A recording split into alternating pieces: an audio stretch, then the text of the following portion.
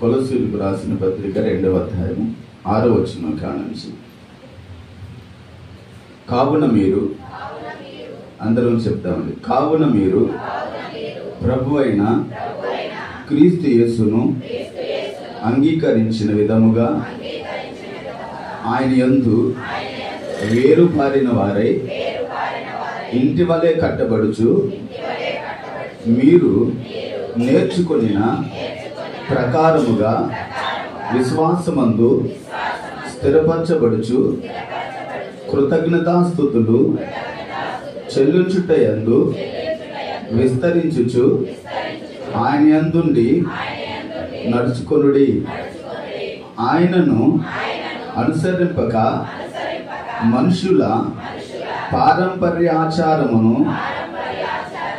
అనగా ఈ లోక సంబంధమైన మూలపాఠములను అనుసరించి మోసకరమైన నిరర్ధక తత్వ జ్ఞానము చేత మిమ్మును చెరపట్టుకొని పోవువాడెవడైనా ఉండునేమో అని జాగ్రత్తగా ఉండుడి. ఆమేన్. ఒక చిన్న ప్రార్థన చేసుకున్నాం. స్తోత్రములు ప్రభా, సర్వోన్నతుడా, మీ స్తోత్రాలు డాడీ. చదవబడిన వాక్య భాగం మేము ధ్యానం చేస్తుండగా నన్ను మరుగుపరిచి నా ముఖాంతరం నుంచి మాతో మీరు మాట్లాడండి. వినగలిగిన చెవులు, గ్రహించే మనసు మాకిచ్చి విన్నటువంటి వాక్కులు మా హృదయాంతరంగాల్లో భద్రపరుచుకుని వాక్యానుసారంగా జీవించడానికి సహాయం చేయమని నజరేయుడైన యేసు క్రీస్తు నామములో అడుగుచున్నాను తండ్రి. ఆమేన్. ఆమేన్.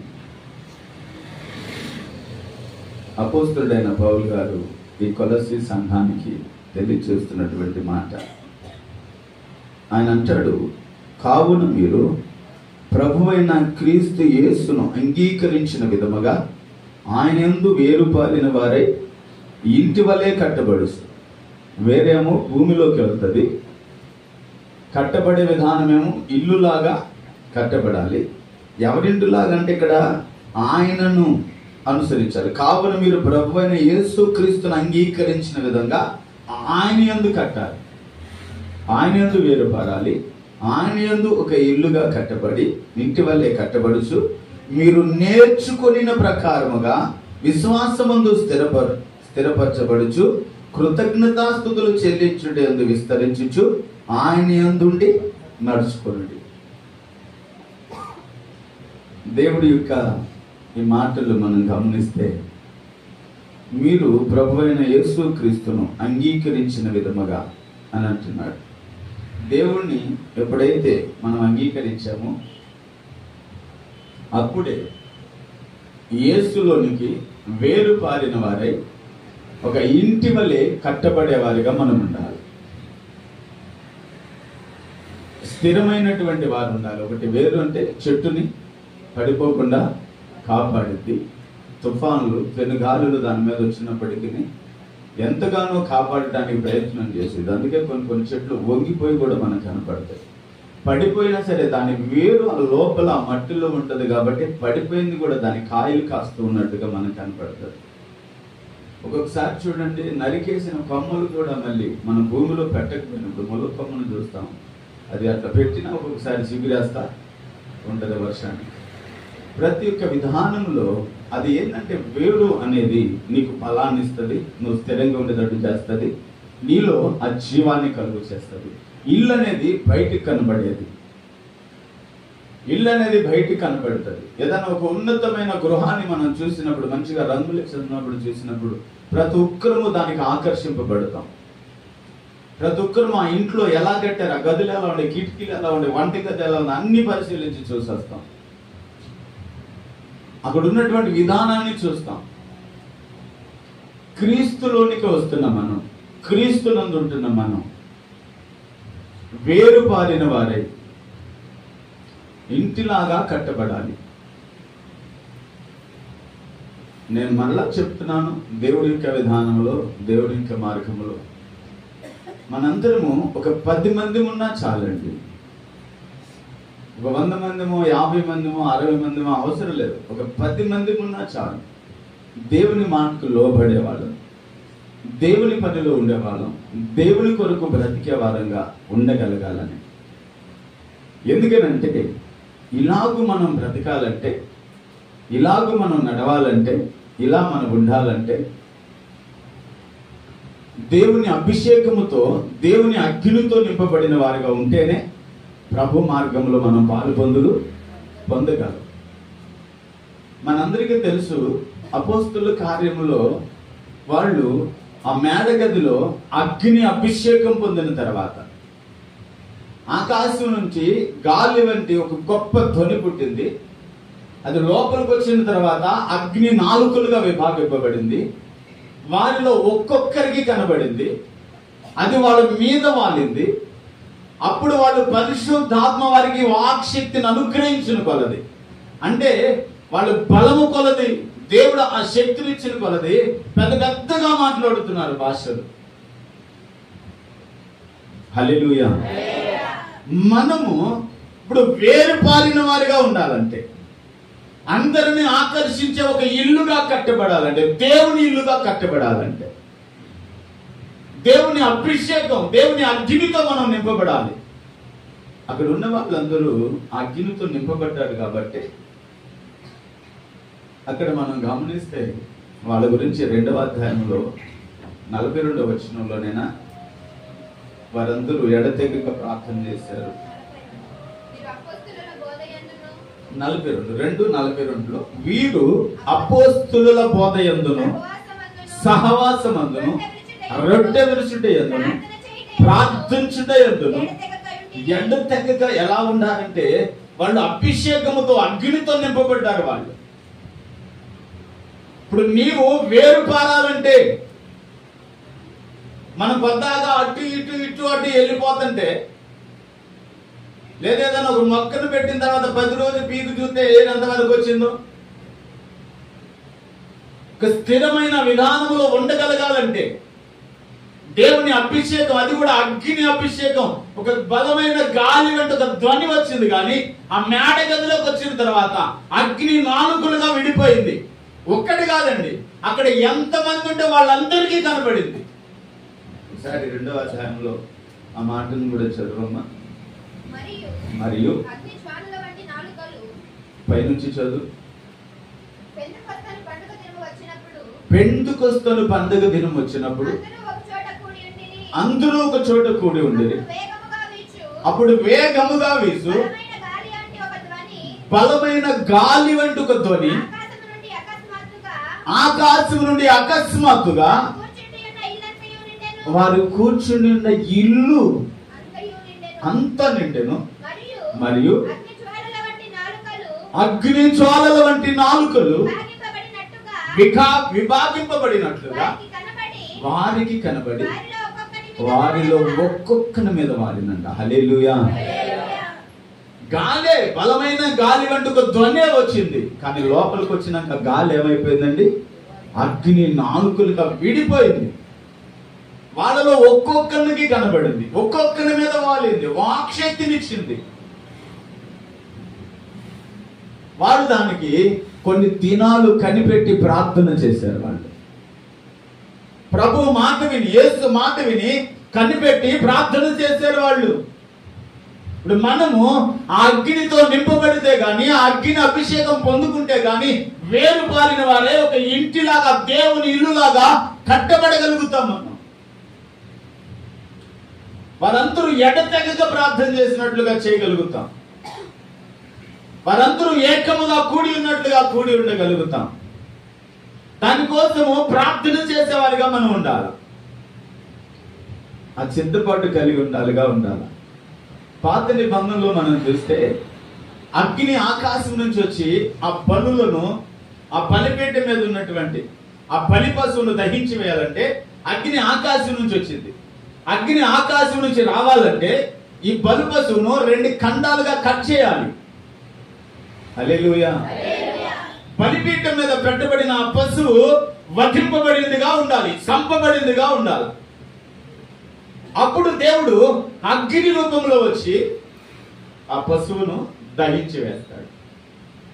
ఇప్పుడు మన ఆత్మీయ జీవితంలో 2 రకాలుగా చూసాం. ఒకటి యేసుక్రీస్తు చెప్పినటువంటి ఆ పరిశుద్ధాత్మ మీ మీదకి వచ్చినప్పుడు మీరు శక్తి నొందుతారని చెప్పిన దేవుడు ఇప్పుడు దాని కొరకు మీరు కనిపెట్టి ప్రార్థన చేస్తేనే అది పొందుకుంటారని చెప్పారు. అది పొందుకున్న వారు ఒక అద్భుతమైనటువంటి పనిలో ఉన్నారు. వాళ్ళందరూ ఎలా ఉంటారని చెప్తున్నారు అక్కడ 42లో. అపోస్తుల బోధ అంటే వాక్యములో, వాక్యానుసారముగా కలిసి ఉండటములో. మనకులాగా వారానికి ఒకసారి కలుసుకుంటేనే మనం అల్లాడిపోతా ఉంటాం. శనివారం ఒక రోజు టైం 10 అయిందంటే అల్లాడిపోతాం. అప్పటికే నిద్రమోకం వేసుకుని నిద్రపోతా ఉంటాం. ఆసక్తి అండి, ఆశ. వాళ్ళు ప్రతిదినము కూడుకోవాలంటే, వాళ్ళు ఎడతెగగా ఉండాలంటే, సహవాసంలో ఉండాలంటే అన్ని వదిలిపెట్టుకోవాలి కదా, అన్ని విడిచిపెట్టుకోవాలి కదా. ఇప్పుడు మనందరం కూడా అండి యేసుకు బయట ఉంటున్నాం. ఎక్కడ ఉంటున్నాం అంటే లేదా యేసు మన బయట ఉన్నాడు. ఇది బాగుంటుంది. మనలో యేసు లేడు. బొగ్గుల్లో అగ్ని ఉంటే బొగ్గులు ఏం చేస్తాయండి? అగ్నితో మెరిసిపోతుంటే ఎర్రగా శతను విడుదల చేస్తూ అవి కాలిపోయేలాగా ఎర్రగా కనబడతాయి అగ్ని ఉంటే. అది అగ్ని లేని బొగ్గులైతే శక ఏమైనా ఉండిద్దా? రంగు ఏమైనా మారిద్దా? అసలు దాన్ని చూసి ఏమైనా పట్టించుకుంటాం మనం? ఇప్పుడు మన జీవితము యేసుంటే ఒక మంట మండిన వారిగా ఉంటాం. యేసు లేకపోతే ఒక బొగ్గులాగా ఉంటాం. అది ఒక నల్లగా అంధకార సంబంధమైన విధానంలో ఉన్నదిగా ఉంటుంది. చీకటి సంబంధమైన విధానంలో ఉంటుంది. అది ఎడతెగక ప్రార్థన చేయనీదు. అది వాక్యానుసారంగా బ్రతకనీదు. అది సహవాసంలో ఉండనీదు. అది నిన్ను వేరుపారనీదు. ఒక ఇంటిలాగా కట్టబడడానికి నీకేమీ సహాయం చేయదు. హల్లెలూయా. ఒకటి, నువ్వు కట్ చేయబడాలి.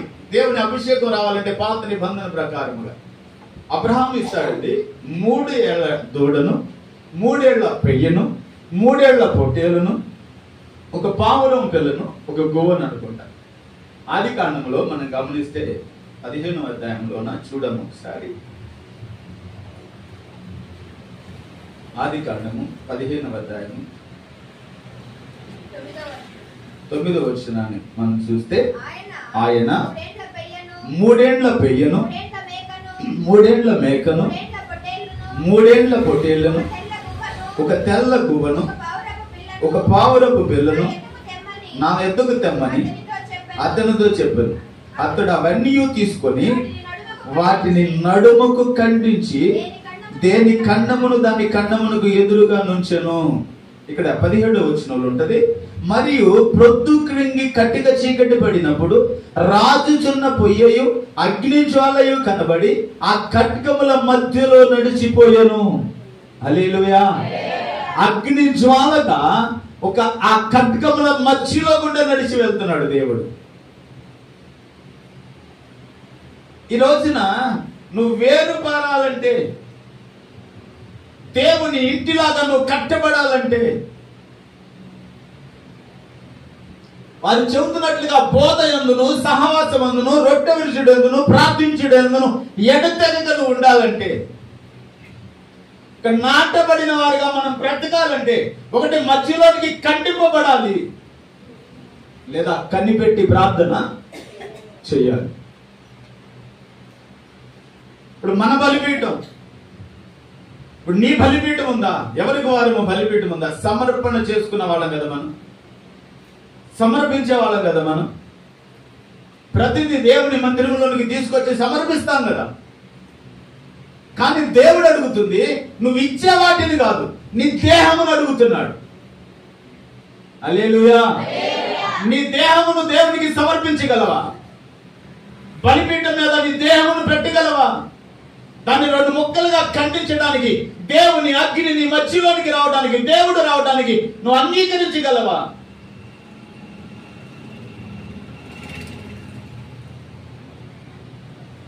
మనకి దేవుడు కావాల్సిన దేహమేగా, సమర్పణ చేయుము ప్రభువునకు నీ దేహము ధనము సమయమున. ఈ సమయము ఫస్ట్ దేహమే ఇవ్వాల్సింది. మనం మిగిలిన అన్ని ఇస్తాం. మనం ధనం అంటే ఇంకీజీగా ఇస్తాం, అన్ని ఇస్తామండి.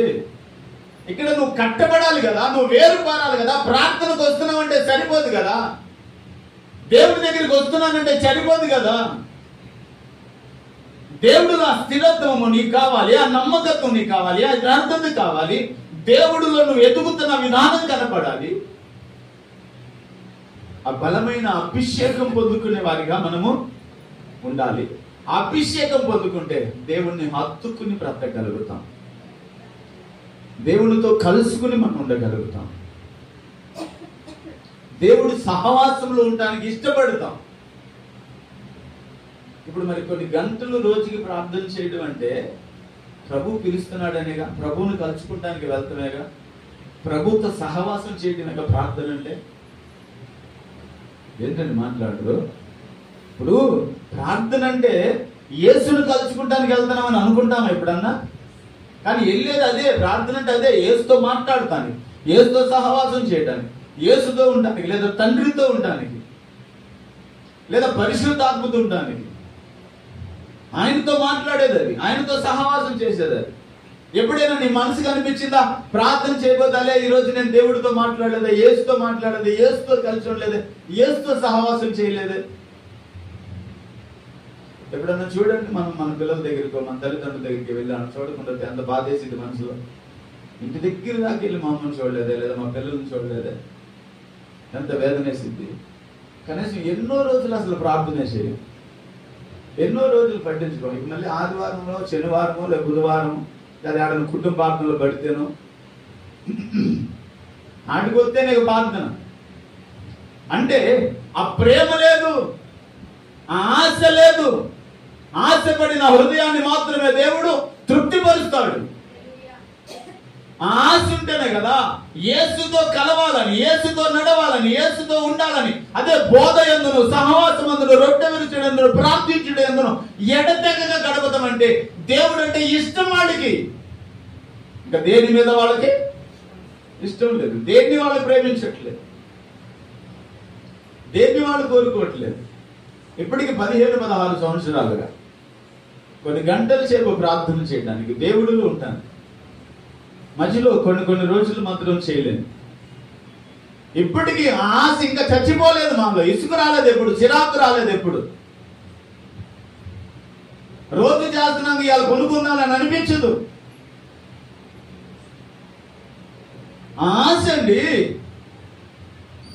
ఆ వేరు పారిన విధానం అలా ఉంటుంది. ఒక ఇంటిలాగా కట్టబడితేనే ఆ ఇంట్లో 10 మంది వచ్చి కూర్చోగలరు, 10 మంది ఉండగలరు. నువ్వు వేరు పారకపోతే, నువ్వు కట్టబడకపోతే నువ్వు ఎవరికి మాదిరికరంగా ఉంటావు? అపోస్తలుల కార్యంలో లూకా గారు వారి గురించి రాస్తూ ఒక గొప్ప సాక్ష్యం చెప్తున్నాడా లేదా అక్కడ ఆయన? వీళ్ళందరూ బోధయందును, సహవాసమందును, రొట్టె విరుచుటయందును, ప్రార్థించుటయందును ఎడతెగగా ఉన్నారంట. ఇప్పుడు ఆ ప్రార్థన అనుభవము, ఆ సహవాసము, ఆ వాక్య విధానము మనకు కలగట్లేదంటే కనీసం ప్రతిరోజు 20 అధ్యాయాలను చదవాలి. మీరు 10 చదవాలి. కనీసం మీరు 10 చదివి టిఫిన్ చేయాలి. అసలు అంటే పొద్దున్నేనే చదవాలి. ప్రతిరోజు వాక్యమందు ఆ యేసుతో, లేదా దేవుడితో, లేదా పరిశుద్ధాత్మతో సహవాసమందు. ఇవెందుకంటే నువ్వు వేరుపడడానికి, ఆయనలో వేరుపడడానికి, ఆయనలో ఒక ఇల్లులాగా కట్టబడటానికి. కరోనా వచ్చి నీరసం ఉంటుంది. ఏ రోజైనా మోకాళ్ళ మీద వండుకుంటూ ఉంటున్నామండి. శరీరం సహకరించదు. నొప్పులు ఉండవా? అందరూ నొప్పులు ఉంటాయి, అందరికి బాధ ఉంటుంది, అందరికి ఇబ్బంది ఉంటుంది. కాళ్ళు తిమ్మిరెక్కిపోతే, బండ పారిపోతే, ఆ బండ పారిన తర్వాత జిమ్ అని లాగుతూ ఉంటాయి. ఆయన ఉంటుంది.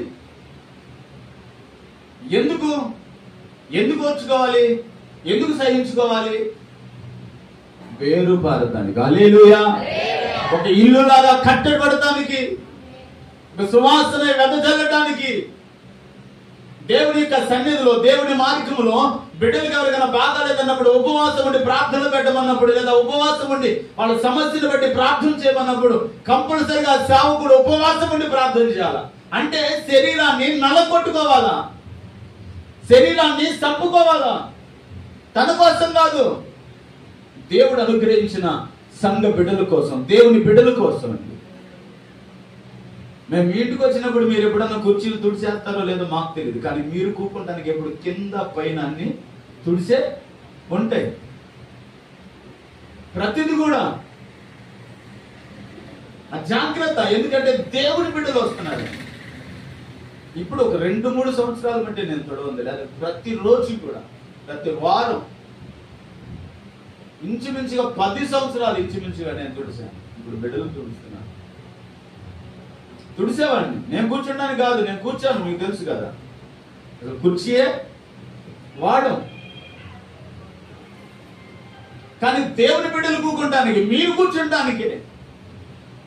ఎవరికి మర్యాద చేయాలి, ఎవరికి గౌరవం ఇవ్వాలి?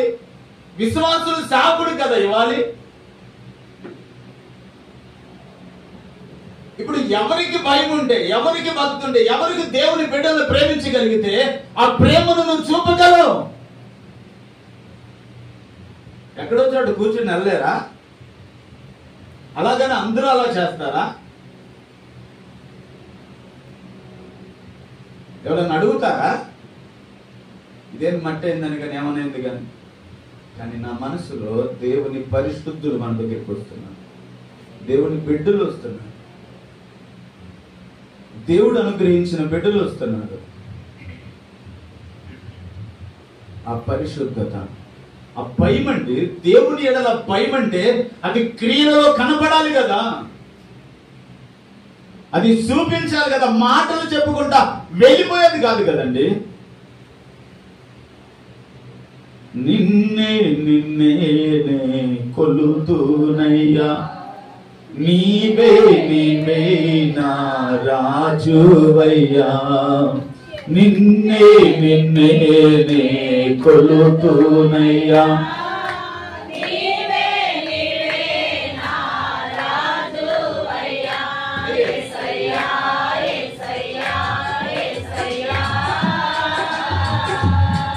కొండలలో లోయలలో అడవులలో ఎడారులలో, కొండలలో లోయలలో అడవులలో ఎడారులలో నన్ను గమనించినా,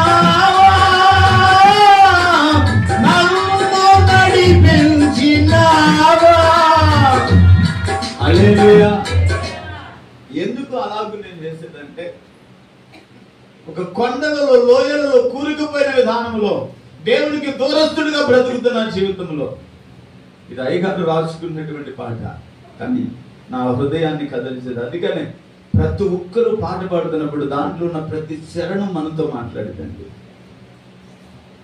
ప్రతి మాట దేవుడు మాట, పాటల్లో కూడా మాటలే కదా, దేవుని వాక్యమే కదా పాటలు, అవి మనతో మాట్లాడుతాయి. దూరంగా బ్రతుకుతున్నప్పుడు, అనేకమైన అపరాధములలో పాపములో కూరుకుపోయి ఉన్నప్పుడు ప్రభు నన్ను గమనించాడు, నన్ను దర్శించాడు, నన్ను నడిపించాడు. అలాగే మీ అందరిని కూడా దర్శించాడు దేవుడు, దేవుడు నడిపించాడు, ఆయన గమనించాడు, చెయ్యి విడిచిపెట్టలేదు. మనందరినీ ఆయన ఎందుకు లేని ఊరుకోలేదు. నిన్ను పిలుచుకున్నాడు, నన్ను పిలుచుకున్నాడు. ఇప్పుడు పరిశుద్ధమైన దేవుని బిడ్డలం అవుతావా అండి? నేను నిన్నే వచ్చాను, నేను మన పాట పాడమని నీకు రాలేదు, నువ్వు పాడు అని అంటా ఉంటాను. దేవుడిలో అసలు నీకు ఆసక్తి ఉంటేనే కదా, ఆ సహవాసంలో ఆశ ఉంటేనే కదా దేవుడు నిన్ను ఎలా పిలుచుకున్నాడు. దాంట్లో ఆయన రాస్తాడు కదా, వంచన వంతెన ఒరిగిన పారాన పొసగక విసిగిన విసిరే కెరటాన. అంటే ఆ వంతెనలాగా ఉండాల్సిన ఒక కుటుంబం, ఒక భార్య, ఒక భర్త, ఆ వంతెన వంచనతో కూలిపోయిందంట, విసిరేసిందంట. ఎలా? ఒక అల కనుక కెరటం ఎలా, సముద్ర కెరటం ఎలా బయటికి పడేసిద్దో, వంచన వంతెన వరిగిన బారాన పొసగక విసిగిన విసిరే కెరటాన. కలిసి ఇష్టపడలేదు, నిందలన్నీ ఈయన మీద వేసింది. ఆ సహవాసంలో ఉండడానికి ఇష్టపడలేదు, తప్పంతా అయిందే. విసిగిపోయి విసిరేసేసింది ఒక కెరటము లాగానే. ప్రార్థనకు వచ్చేవాళ్ళు, ప్రార్థనకు రాని వాళ్ళు కూడా, అరే వీడి పెళ్ళాం వీడితో కాపురం చేయట్లేదురా, ఈడేం దేవుడి సేవకుడు అనేవాళ్ళు అంటండి. హల్లెలూయా. వీడి పెళ్ళాం వీడితో కాపురం చేయట్లేదే, వీడి పెళ్ళాం వీడి మాట వినట్లేదే, ఈడేం సేవకుడు, ఈడేం నేర్పిస్తాడు, ఈడేం చేస్తాడని ఎగతాళి చేసేవాళ్ళు, హేళన చేసేవాళ్ళు అండి. అయినా సిగ్గుపడలా. నాలాంటి అనేక మందికి ఒక మాదిరికరమైనటువంటి, ఒక సవాలుకరమైన ఒక పాటను రాశాడు తన జీవితంలో. ఇప్పుడు అనేక మంది మనలో కూడా పసుపు లేక ఉంటారు, విసిరేసే వారిగా ఉంటారు, వాళ్ళు బొగ్గులాగా ఉండటానికి ఇష్టపడతారు. యేసును కలిగి, అగ్ని కలిగి, ఒక మంట మండే వారిగా వాళ్ళు ఇష్టపడరు. జీవితంలో మార్చుకున్నది, మార్పు చెందింది ఏది కనబడదు. ఆ ప్రేమ, ఆప్యాయత అసలే ఉండదు. చూపించాలా వద్దండి? దాన్ని ఎలా చెప్పాడో తెలుసా? ఎన్ని సంవత్సరాలు బాధపడ్డాడు. వంచన వంతెన వరికిన బారాన పొసగక విసిగిన విసిరే కెరటాన కలలా కడ తెచ్చినావా నీ వలలో నన్ను మోసినావా. హల్లెలూయా. అవన్నీ, ఆ నిందులు, ఆ బాధలు, ఆ కష్టాలన్నీ ఒక కలలాగా కడతేర్చేశాడంట దేవుడు. ఆయన వలలో మోసాడంటండి. నీతి వేరు పారింది, ఇల్లులాగా కట్టబడింది, ఎప్పటికీ పాడైపోయిందండి. ఆ పోత ఎందును, సహవాసం ఎందు, రొట్టె విరుచుడు, ప్రార్థించుడు ఎందు ఎడతెగక నువ్వు ఉండాలంటే అగ్నితో నింపబడాలా. ఎలాంటి పరిస్థితులను ఎదుర్కొన్నా సరే, నీ ముందున్నా సరే, ఒక సవాల్కరంగా భక్తి జీవితంలో సిగ్గుపడకుండా, భయపడకుండా, లజ్జ అంతకంటే పడకుండా, అవమానం పొందకుండా నువ్వు ముందుకు వెళ్ళాలంటే దేవునితో సహవాసం, ఆత్మతో, అగ్నితో నింపబడిన వాడిగా మనం ఉండాలండి. పైపైన భక్తి ఎన్ని సంవత్సరాలు చేస్తావు? ఎంతకాలం ఇలా బతుకుతాం? ఎంతకాలం ఇలాగే ఉంటాం? ఏమంటే లోకంలో వాళ్ళం కదా మనం మార్చాలి. మనమే లోకంలో వాళ్ళలాగా ముహూర్తాలు పెట్టించుకొచ్చుకుంటుంటే ఎందమ్మదా, ఇంకేమన్నా చూపించుకొచ్చుకుంటుంటే తెల్లారి గట్ట మంచిది అంటుంటే, ఇవన్నీ మనం చేస్తుంటే లోకములో వాళ్ళను మనం మారుతున్నావా, మన లోకంలోకి మారుతున్నావా? ఏందమ్మా ఎవరు మాట్లాడరు? అసలు ఎట్లా అవుతుంది భక్తి? వాక్యం ముందు భయం ఉంటే, దేవుడి యందు భయం ఉంటే, దేవుని సహవాసం ముందు ఆశ ఉంటే, ఆ భయభక్తులు కలిగి ఉంటే, పెద్దోళ్ళ చిన్నోళ్ళ వీళ్ళు అడుగుతారు అడగరు, అదంతా నువ్వు దేవుడితో సహవాసం ఉంటే, ఆ భయభక్తులు ఉంటే, ఆ ప్రేమను చూపిస్తావు, ప్రతిదాన్ని చంపుకుంటావు, ప్రతిదాన్ని వదిలిపెట్టేస్తావు, దేవునికి వ్యతిరేకమైన ప్రతి ఒక్క పెంటతో సమానంగా ఎంచుకుంటావు. ఆ భయం లేకపోతే అయ్యో నాదేమీ లేదు అసలు అంటారు. ఏం లేకపోతే, ఆ భయం లేకపోతే నాదేమీ లేదంటారు. మరి ప్రార్థన మొత్తానికి నీదుందని వస్తున్నావా? అంతేగా మరి.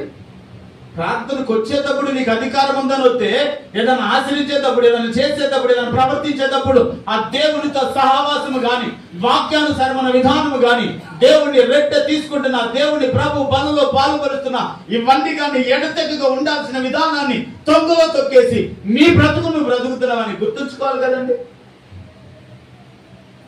హల్లెలూయా.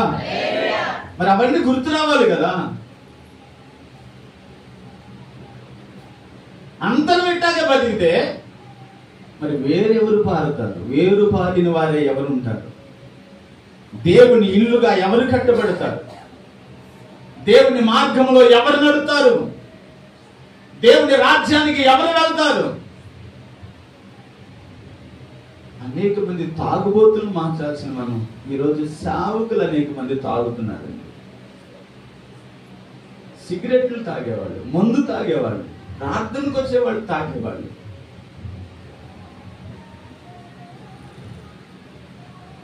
ఆ నిగ్రహాన్ని కోల్పోయిన వారు, ఆ భయము భక్తి లేనటువంటి, ఆ భయము లేనటువంటి భక్తి చేసే వాళ్ళు ఎక్కువైపోయారు ఈ రోజుల్లో. అన్ని చోట్ల అలాగే ఉన్నారు.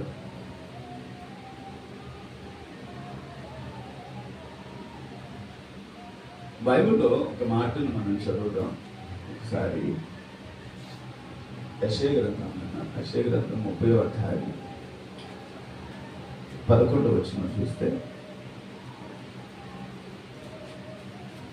పొద్దులేమా కీర్తన గ్రంథం 80వ కీర్తన 12వ వచనం చూద్దాం. కీర్తనల గ్రంథము 80వ కీర్తన 12వ వచనం. త్రోవను నడుచు వారందరూ, కీర్తనల గ్రంథము 80వ కీర్తన 12వ వచనం, దాన్ని తెంచివేయనట్లు దాని చుట్టూనున్న కంచెలను నీవేలా పాడు చేసితివి. అడవి పంది దాన్ని పెకలించుచున్నది, పొలములోని పశువులు దాన్ని తినివేయుచున్నవి. సైన్యములకు అధిపతివగు దేవా, ఆకాశములో నుండి మరలా చూడుము, ఈ ద్రాక్షవల్లిని దృష్టించుము, నీ కుడి చేయి నాటిన మొక్కను ఖాయము, నీ కొరకు నువ్వు ఏర్పరచుకున్న కొమ్మను ఖాయము అంటున్నాడు. ఇక్కడ మనం గమనిస్తే ఆయన అంటాడు, త్రోవను నడుసు వారందరూ దాన్ని తెంచివేయనట్లుగా దాని చుట్టూనున్న కంచెను నువ్వు ఎలా పాడు చేశావు. ఇప్పుడు దేవుడు నువ్వు నీ ఇష్టానుసారంగా ఉంటుంటే లోకాన్ని మార్చాల్సిన మనమే, లోకంలో సాక్షిగా ఉండాల్సిన మనమే, లోకానికి మాదిరికరంగా ఉండాల్సిన మనం, దేవుళ్ళో వేరు పాలిన వారిపై యేసు ఇల్లుగా కట్టబడాల్సిన మనం, బోధయందును సహవాసమందును రొట్టె విరుచుటందును ప్రార్థించుటందును ఎడతెగక ఉండాల్సిన మనం. లోకంలో ఏమి చేస్తుంటే నాదేం లేదా, ఆయన చేస్తున్నాడని చెప్పి ఒక మాటతో సరిపోయింది అనుకుంటున్నాను. సరిపోయిందా? ప్రార్థనకు వచ్చేటప్పుడు మరి ఎలా వచ్చావు? ఈ రూల్స్ తెలవదా నీకు? ఈ కట్టడలు తెలీదా? లోకానికి వేరే బ్రతకాలని తెలీదా? లోకముతో సహవాసం కలిగి ఉండకూడదని తెలీదా? దేవుని పక్షంగా దేవుడితోనే ఏడు చక్కగా బ్రతకాలని తెలీదా? అనేక మందిని ప్రభువులోనికి నడిపించడానికి నువ్వే ఒక తేజో నక్షత్రమై ప్రకాశించాలని తెలీదా? అందుకని ఆచారాలు చేసేస్తావా? లోకంలోకి మారిపోతావా? దుష్టత్వంలోకి వెళ్ళిపోతావా? దేవుణ్ణి పక్కన పెట్టేస్తావా? అందుకే అడవి పందులు అంటే ఏం చేస్తానంట అక్కడ మనం గమనిస్తాం. అడవి పందులు దాన్ని పెక్కలించుచున్నారంట. దారే పోయేవాళ్ళందరూ దానిని తెంచి వేస్తున్నారంట. ఇప్పుడు ఏమి లేదు, నువ్వు ప్రాకారాన్ని కోల్పోతున్నావు, దేవుని కంచెను కోల్పోతున్నావు, దేవుని కాపుదల కోల్పోతున్నావు, దేవుని హస్తముల నీడలో నుంచి నువ్వు కట్టుకున్న దాని నీడలోకి వెళ్తున్నావు, లోకం యొక్క సహవాసంలోకి వెళ్తున్నావు, లోకముని ఆధారం చేసుకుని బ్రతుకుతున్నావు. ఎవరిని ఆధారం చేసుకోవాలి? ఎవరిని ఆధారం చేసుకుని బ్రతకాలని వస్తున్నావు? ఇప్పుడు మరి ఇట్లాగ చేసేది కూడా ప్రార్థనేనా? ఇది కూడా దేవుని పరిచయనా? అన్ని ఆచారాలు చేయొచ్చు, అన్ని చేయొచ్చు, అంతా ఉండొచ్చు. ఒకసారి మా చిన్నమ్మల అబ్బాయి నేను సతీష్ అన్న దగ్గర ఉన్నప్పుడు అక్కడ పరిచయం చేశాను. ఆ అబ్బాయికి వివాహం అక్కడ ఉండే అమ్మాయి ఈ అబ్బాయి ఈ అన్నయ్య మాట్లాడి సతీష్ గారు మాట్లాడి వివాహం చేస్తే ఆ పెళ్లికి మేము కూడా వెళ్తే నేను అక్కడ తెలుసు కాబట్టి అన్నవాళ్ళకి చివరిలో తాలు పొట్టుకు అడిగారు దానికి ప్రార్థన చేయమని పిలిచారు నన్ను స్టేజ్ మీదకి. నేనేం చేశాను,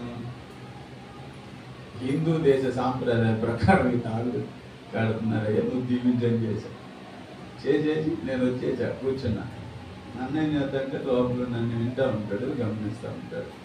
ఆయన అలాగే పిలిచి భారతదేశ సాంప్రదాయ ప్రకారం చెప్పమని, హిందూ సాంప్రదాయ కాదు.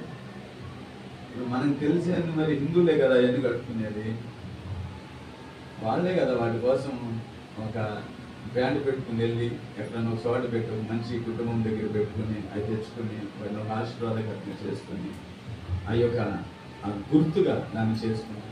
అందుకనే పూర్వకాలంలో భర్త చనిపోతే భార్య కూడా చచ్చిపోయింది, తగలు పెట్టేసేవాళ్ళు. అప్పుడంతా కాల్ చేయడం కదా, బతుకున్నాము తగలు పెట్టేసేవాళ్ళు, చచ్చిపోయేవాళ్ళు వాళ్ళు కూడా.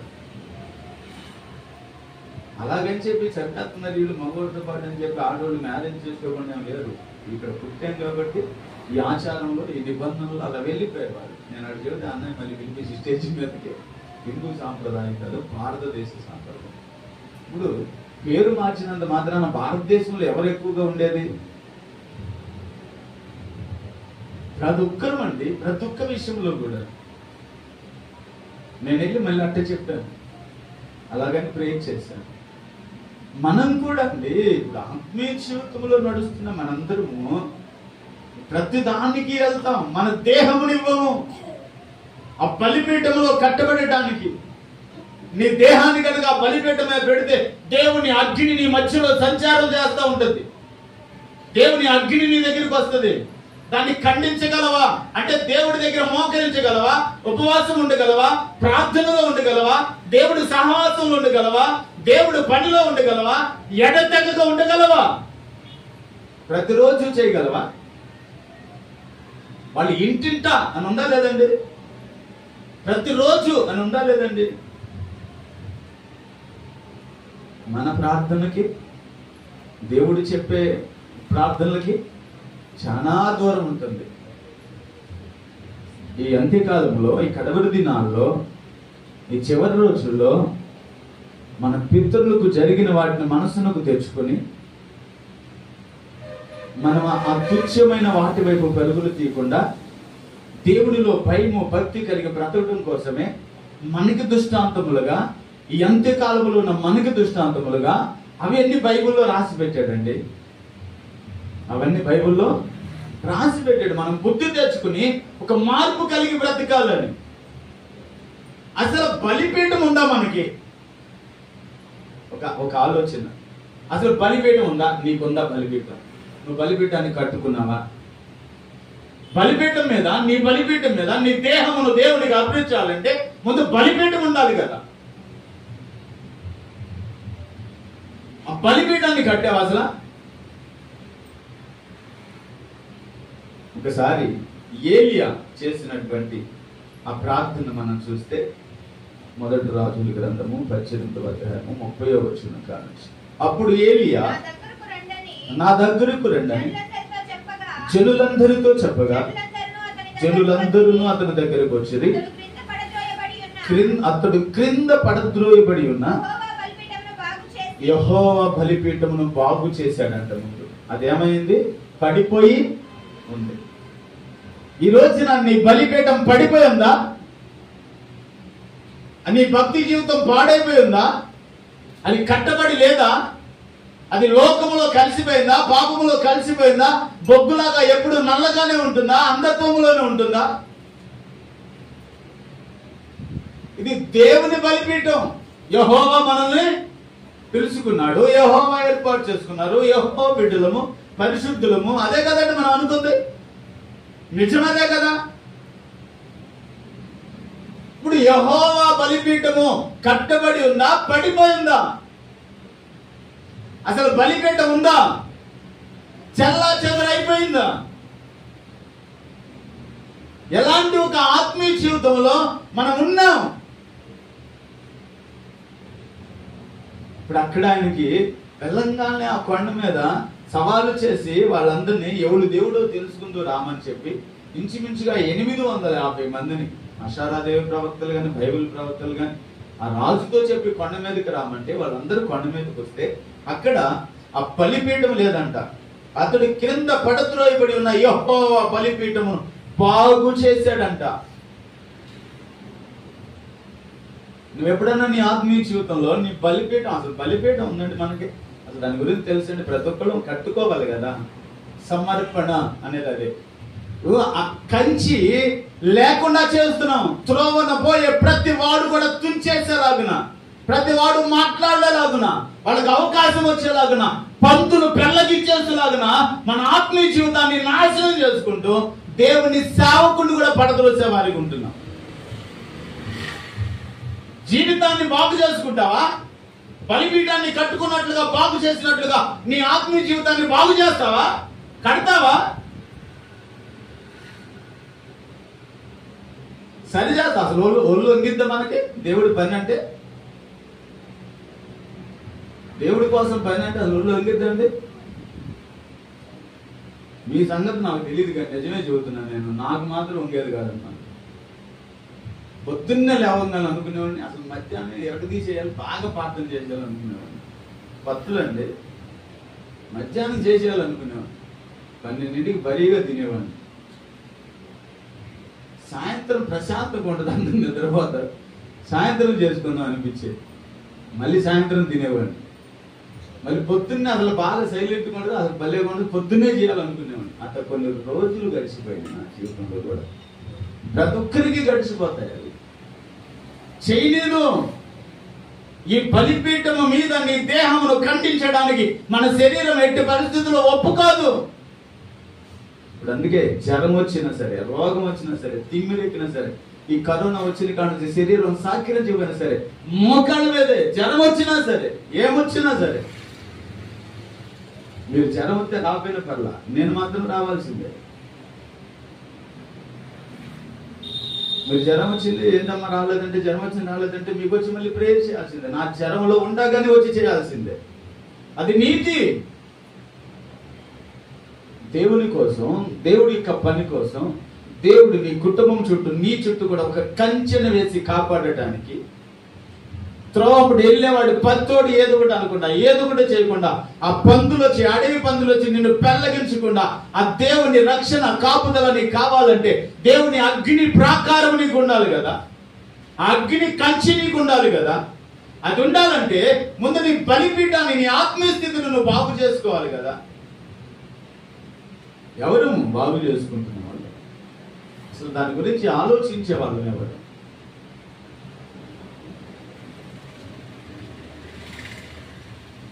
బంధువులే నన్ను అవమానించగా, అన్యులే నన్ను అపహాసించగా, అందని వైతివయ్యా నా కొండని వేసయ్యా.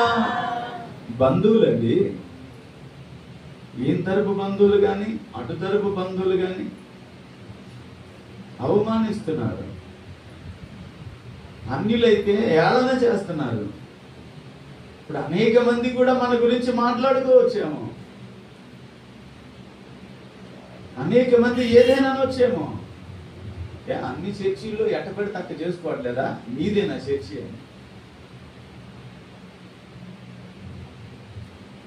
నువ్వేనా ఇటు చేసేది? నేను కాదు. అసలు వాక్యం ఎట్టుంది కదా, ఈ బైబిల్ ఇలా ఉంది కదా.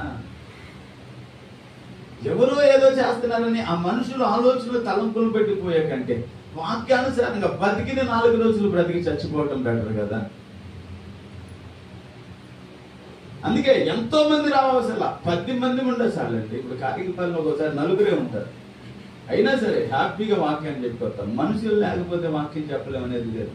నమ్మకస్తులు లేకపోతే బాధపడేది ప్రాణం. వేరు పారిన వాళ్ళు రాకపోతే బాధపడాలి ప్రాణం.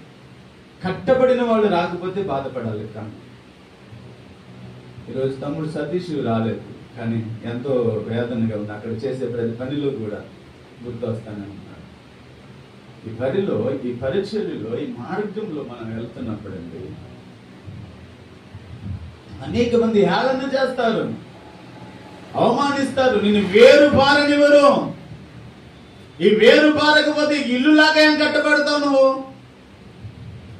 దేవుని కంచి, ఆ ప్రాకారం నీకు లేకుండా, ఆ పంతులు పెళ్ళగించు లేకుండా నీ జీవితాన్ని మనమే పాడు చేసుకుంటున్నాం. ఎన్ని సంవత్సరాలు అంటే బతికినన్ని సంవత్సరాలు ఇలాగే.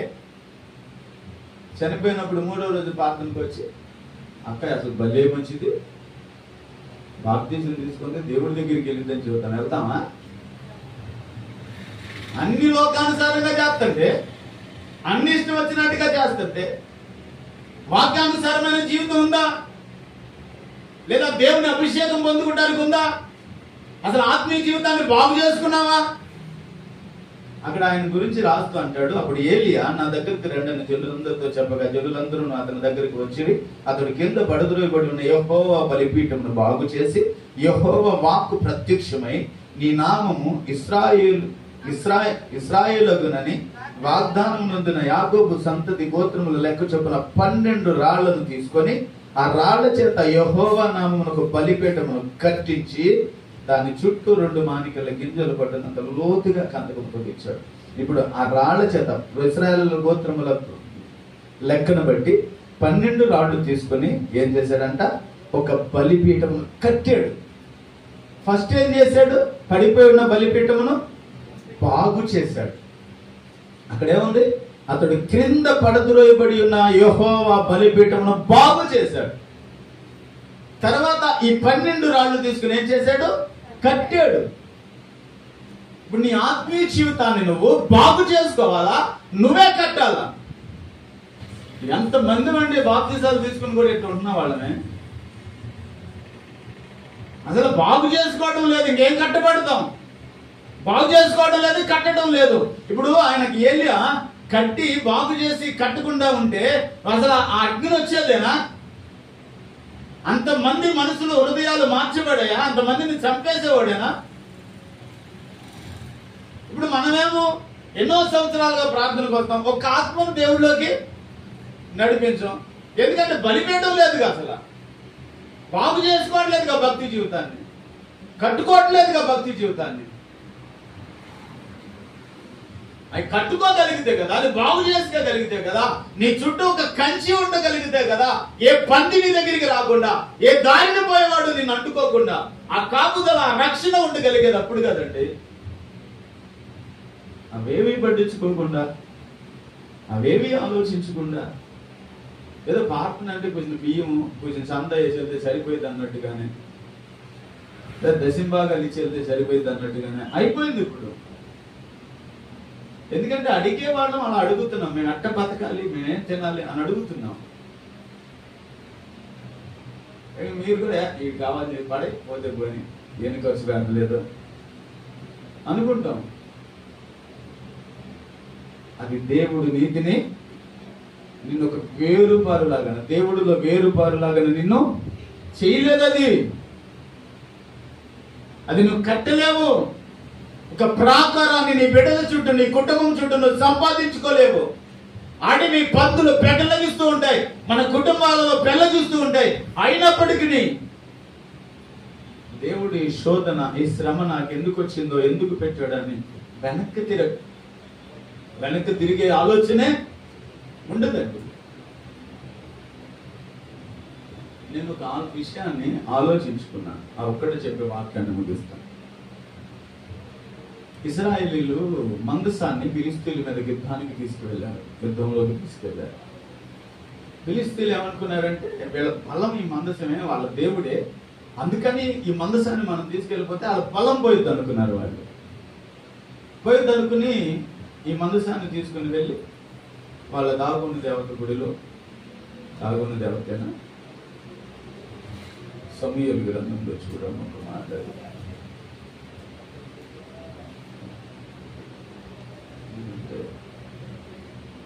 సమూయేలు గ్రంథము 6వ అధ్యాయం, మొదటి సమూయేలు గ్రంథము 6వ అధ్యాయం 7వ వచనం. 5 7. కాబట్టి 6, 7 చదవమ్మా. కాబట్టి మీరు క్రొత్త బండి ఒకటి చేయించి కాడి మోయని పాడి ఆవులను అమ్మ 5 కూడా చదువు. 5 ఒకటిగా నుంచి చదువు. ఫిలిష్తీయులు దేవుని మందసమును పట్టుకొని ఎబెనేజరు నుండి అష్టోదునకు తీసుకొని వచ్చి దాగోను గుడిలో దాగోను ఎదుట దాని నుంచి. అయితే మరునాడు అష్టోదు వారు ప్రాంత కాలమందు లేవగా ఇదిగో దాగోను యెహోవా మందసం ఎదుట నేలను బోర్లా పడి ఉండెను కనుక వారు దాగోను లేవనెత్తి వాని స్థానముందు మరలా ఉంచిరి. ఆ మరునాడు వారు ఉదయమున లేవగా దాగోను యెహోవా మందసం ఎదుట నేలను బోర్లా పడి ఉండెను. దాగోను యొక్క తలయు 2 అరచేతులను ఎగవేయబడి గడప దగ్గర పడి ఉండెను. వాని మొంఠెం మాత్రము వానికి మిగిలి ఉండెను. కాబట్టి దాగోను యాజకులేమి దాగోను గుడికి వచ్చేవారేమి నేటి వరకు ఎవరును అష్టోదులు దాగోను యొక్క గుడి గడపను త్రక్కలేదంట. ఎంత భయంకరం చేసేది. వాళ్ళు ఏమనుకున్నారు, వీళ్ళ పొలం పోయి దేవుడి ఎత్తుకు వెళ్ళిపోద్దని తీసుకొచ్చేసారు. ఏడకు వచ్చిన తర్వాత వాళ్ళు పూజ చేసే దేవుడి దగ్గర పెట్టారు. పెడితే ఆ దేవుడు ఏం చేస్తున్నాడు, బొక్కమార్లుగా ఈయన ముందు పొలుకుని ఉంటున్నాడు. నీకు అర్థమవుతుందండి దేవుడి గొప్పతనం అనేది. దేవుడు పెట్టిన మనం ఉంటేనే మన ఇంట్లో ప్రతిదీ మనకి సాగిలు పడాలండి. హల్లెలూయా. ప్రతిదీ దేవుని కుమారుడు అయితే నువ్వు నాటపడుతుంటే సాగిలు పడుతుంది. ఆ జీవితాన్ని నువ్వు రుచి చూడగలిగితే చాలు. ఇలాగూ జరిగితే ఆ గుడే మూసేశారు వాళ్ళు. తర్వాత వాళ్ళకి రోగాలు వచ్చినాయి. ఇది అసలు ఈయన పెంచాడో మన దరిద్రం బాగా మనకు వచ్చినాయి.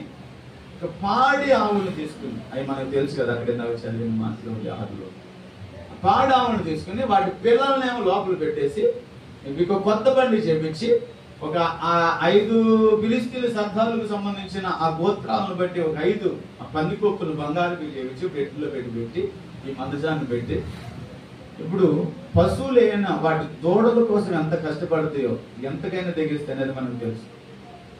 పశువు చూడండి, ఒక్కోసారి మనం రోడ్డు అమ్మట వెళ్తుంటే ఒక బండిలో అంటే ఒక వ్యాన్ లో దూడను కొనుక్కో పెట్టుకుని దీన్ని అసలు కట్టరు, ఏం చేయరు. ఇది అంతా పరిగెత్తుకుని ఉంటుంది ఆ దూడ కోసం. అంతగా ప్రేమిస్తాయి. వీళ్ళు దేవుని పరీక్ష పెడుతూ కూడా ఎలా పెడుతున్నారు దేవుడికి, ఈ ఆవులు అంటే పాడావులు, దూడను పెట్టిన ఆవులు, అవి కనుక పరిగెత్తగలిగితే, అవి కనుక తీసుకెళ్ళగలిగితే, రాజ్య మార్గంలో పడి వెళ్తే అప్పుడు ఈ దేవుడు మనకి ఇవన్నీ రోగాలు పెట్టినట్టు. అవి ఒకవేళ వెళ్ళకపోతే పెట్టినట్టు. అవి మామూలు ఆవులు అయితే వెళ్తాయి, దూడలు వదిలిపెట్టి ఆవులు ఎట్ట వెళ్తాయి. కానీ ఈ ఆవులు అసలు ఆ దూడలు అరుపులు కాదు, అసలు ముందు ఈ రంకెలేస్తూ ఈ కేకలేస్తూ పెద్ద పెద్దగా అరుస్తూ తీసుకువెళ్తానే అంట. అక్కడ నాకు అనిపించింది, దేవుడు అంటే సర్వ సృష్టికి దేవుడే, వాటికి కూడా దేవుడే. వాటిని సృష్టించిన ఆయనే, ఆయన వాటిని పుట్టించిన వాటిని బతికిస్తున్న ఆయన కోసం తన పిల్లలను వదిలేసి అవి మరణానికి వెళ్తున్నాయి. వాటిని వధించేశారు, బలి అర్పించారు దేవుడికి. ఆ బంధసానికే ఆ బండి చక్కలు పెట్టి చచ్చిపోతానికి వెళ్ళి, ఎలా వెళ్ళి కేకలేసుకుంటా అరుచుకుంటా వెళ్ళి అండి. హల్లెలూయా. మీ ఆత్మీయ జీవితంలో ఎన్నో అవసరతలు ఉంటాయే, ఎన్నో కోరికలు ఉంటాయే, ఎన్నో పనులు ఉంటాయే. ఎన్నిసార్లు దేవుడి పనిని ఎగ్గొట్టేశావు, ఎన్నిసార్లు దేవుడి పనిని పక్కన పెట్టావు, ఎన్నిసార్లు కనీసం ప్రభు బలలో ఎగ్గొట్టేశావు. దాన్ని ఆమె అన్నట్టుగా చేశా. భయం ఉందండి అసలు. ఒక నోరు లేని అంటే పిల్లల కోసం వెళ్తలేదు, వెను తిరగలేదు. ఆ మందసం, ఆ కాడి, ఆ బండి యొక్క కాడి, వీటికి ఎప్పుడు కాడి లాగిన అనుభవం లేదు, బండి లాగిన అనుభవం లేదు. వాటి భుజముల మీద, మెడముల మీద ఎప్పుడైతే అది పడిందో వాటిల్లో ఒక తెలియనటువంటి ఆనందం, సంతోషం. పిల్లలను వదిలిపెట్టి వెళ్తున్నందుకు బాధపడతలేదు. ఎన్నిసార్లు మనం చేసి ఉంటాం, ఎన్నిసార్లు బ్రతికుంటామండి. ఇలా ఇప్పటికైనా ఒక వేరు పారిన వారిగా ఉండటానికి ఏమి రాని వారిగా కాదు, ఏమి తెలియని వారిగా కాదు, ఒక ఇల్లుగా, దేవుని ఇల్లుగా కట్టబడటానికి. నువ్వే బాగు చేసుకోవాలా, నువ్వే కట్టుకోవాలా, నువ్వే సిద్ధపరచుకోవాలా. అప్పుడు దేవుడు నువ్వు చేసే నీ ప్రార్థన ఒక బలిపశువుకు పెట్టుకుని నీ దేహమును నల్లకొట్టుకుని నువ్వు చేస్తుంటే ఒక అగ్ని ఆకాశం నుంచి ఆయన పంపిస్తాడు. హల్లెలూయా. అనేక మంది విస్మయమందులాగా చేస్తాడండి. నువ్వు దేనికి తెగించవు, దేనికి ముందుకు రావు, అసలు ఏం చేయవు. ఆ దేవుడు ఆ సముద్రం కాడ ఓరకని నుంచుని చూడమల్లా అన్నట్టుగా ఓరకని నుంచుని చూస్తావు. ఎలా వస్తుందండి, ఎలా జరిగింది? దేవుని మందిరం అంటే, దేవుని సంఘం అంటే బోధయందు, వాక్యమందు నిలబడే వాళ్ళగా ఉండాలి కదా. ఆచారాలను బట్టి కాదు కదా, లేదా ఇంకా దేన్ని బట్టు కాదు కదా. లోకాన్ని నువ్వు మార్చాలి, నేను మార్చాలి, మనం మార్చాలి. అనేక మంది తాగుబోతులు మనం మార్చాలి, అనేక మంది తిరుగుబోతులు మార్చాలి, అనేక మందికి మాదిరికరంగా మనం బ్రతకాలి. అవన్నీ తొందరలో తొక్కేసి మనమే మన ఇష్టానుసారంగా బ్రతికితే మరి నీతిగా ఎవరు బ్రతుకుతారు? దేవుని ఇల్లుగా ఎవరు ఉంటారు? దేవుని బలిపీఠంగా ఎవరు ఉంటారు? దేవునికి బలి అర్పణ చేసుకునేవారు ఎవరు ఉంటారు? సమర్పణ కలిగిన వారు ఎవరు ఉంటారు? దేవునిలో వేరు పాలిన వారు ఎవరు ఉంటారు? కాబట్టి మన భక్తి జీవితం దేవునికి పనికొచ్చేదిగా, దేవునిలో నాటబడిందిగా ఉండటానికి.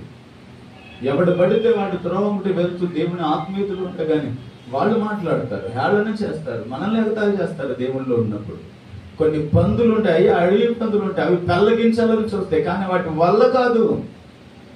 మనలో ఏ తప్పు లేనంత వరకు, మనలో ఆ నీతి ఉన్నంత వరకు, దేవుని కొరకు ఎదురు చూస్తున్నంత వరకు, దేవుని ఆత్మతో అగ్నితో నింపబడినంత వరకు చచ్చిపోనన్నా చచ్చిపోయారు. కానీ అపోస్తులు భక్తిని వదిలిపెట్టారండి. అసలు అపోస్తులు దాకెందుకండి? మన ఇక్కడ ఎంతమందిని చంపేయలేదండి దేవుడి బిడ్డలని. మణిపూర్లో ఏ ఒక్కరైనా సరే ఈ ఇంత దారుణం జరిగినాక వాళ్ళు దేవుడిని వదిలిపెట్టారని ఏమన్నా వార్త వచ్చిందండి? అసలు చంపేసిన, మానభంగం చేసిన, బట్టలు కొద్దిసి ఊరంతా తిప్పినా సరే, ఎన్నో హేళనకరంగా ఆడవాళ్ళని చేసినా సరే దేవుడిని వదిలిపెట్టారన్నాడు. మళ్ళీ రోడ్ల మీద కొన్ని కిలోమీటర్ల బారికే దేవుడు ప్రార్థన చేశాడు ఆదివారం. హల్లెలూయా. అలాంటిది ఒక ఆత్మీయ జీవితంతో మనం బ్రతికి దేవుడి పనిలో నమ్మకంగా ఉండేవారిగా మనం ఉండాలని ప్రభు కోరుకుంటున్నాడు. దేవుడి మాటలు మనం ఎన్నికలలో దీవించుగాక. ప్రతి ఒక్క బిడ్డలను నాయన విన్నటువంటి మహాత్ములు మా హృదయాల్లో పడి ఫలించడానికి సహాయం చేయండి అయ్యా. మా బలిపీఠాలు బాగు చేసుకునేది మేమే, యెహోవా బిడ్డలము. మా ఆత్మీయ జీవితాన్ని బాగు చేసుకోవాల్సింది మేమే, అది కట్టుకోవాల్సింది కూడా మేమే ప్రభువా. ఒక మంచిగా కట్టబడటానికి, ఒక మంచి గృహంగా కట్టబడటానికి, ఒక మంచి బలిపీఠముగా కట్టబడటానికి అయా మమ్మల్ని మేము వధించుకుని మీ అగ్నితో, మీ అగ్ని సంచారము జరిగించుకోవడానికి, మా దేహములో అనువుగా ఉండటానికి మేము సిద్ధపడటానికి సహాయం చేయండి. ప్రతి ఒక్క బిడ్డలు నా పేరు పేరు వరుసన మీద దీవించండి డాడీ. అయ్యా మేము ఒక్క బొగ్గులుగా ఉండకూడదయ్యా, అగ్ని కలిగిన బొగ్గులుగా ఉండాలి. కొత్త బొగ్గుకి విలువ ఉండదు. ఎవరైనా దాన్ని పట్టుకుంటారు, ఎవరైనా దాన్ని ఏదైనా చేయగలుగుతారు, కానీ దానిలో అగ్ని ఉన్న దానికి ఎవరు రాలేరు ప్రభువా. అయ్యా మీ అగ్ని ప్రాకారం మేము కలిగి ఉండాలి, ఆ కంచెను మేము కలిగి ఉండాలి అయ్యా. త్రోవను పోయే వారిని చూసి మేము ఆకర్షించకూడదు డాడీ. త్రోవను పోయే వారి యొక్క ఆలోచనలు, కట్టడలు, ఆచారాలు మేము ఆచరించకూడదు ప్రభువా. అయా పంతులు మమ్మల్ని పెళ్లగించాలని చూసిన అయా మా నీతిని, మా యథార్థతను, ఆత్మీయ జీవితాన్ని, అయా ఆ యొక్క వాక్యానుసారమైన జీవితాన్ని వదులుకుండా ఉండడానికి సహాయం చేయండి అయా. బోధ ఎందును, సహవాసమందును, రొట్టె విరుచునందును, ప్రార్థించుట ఎందును ఎడతెగక మేము ఉండాలి ప్రభువా. అయా మొదటిగా మీ ఆత్మాభిషేకంతో నింపబడటానికి అయా ఎడతెగక ప్రార్థించే మనసును మాకు ఇవ్వండి. అటు అభిషేకముతో మా అంతరుని మీరు నింపమని అడుగుచున్నా అయ్యా. ఈ అంత్యకాలంలో అపాయకరమైన దినములలో అనేక మందికి ఒక మాదిరిగా సాక్షులుగా మేమందరం ఉండాలని కృప చూపించారు. మీ గాయపడిన హస్తముల నీడలో మమ్మల్ని కాసి కాపాడి రక్షించమని నజరేయుడైన యేసు క్రీస్తు శక్తి కలిగిన నామములో అడుగుచున్నాను తండ్రి, ఆమేన్. తండ్రి యొక్కయు కుమారుని యొక్కయు పరిశుద్ధాత్మ యొక్కయు ఆ త్రియేక దేవుని దీవెనలు ఇప్పుడు ఎల్లప్పుడూ సకల కోటి పరిశుద్ధులకు కూడి ఉన్న మనందరికీ సదాకాలం ప్రభు తోడే ఉండి నడిపించును గాక. ఆమేన్, ఆమేన్.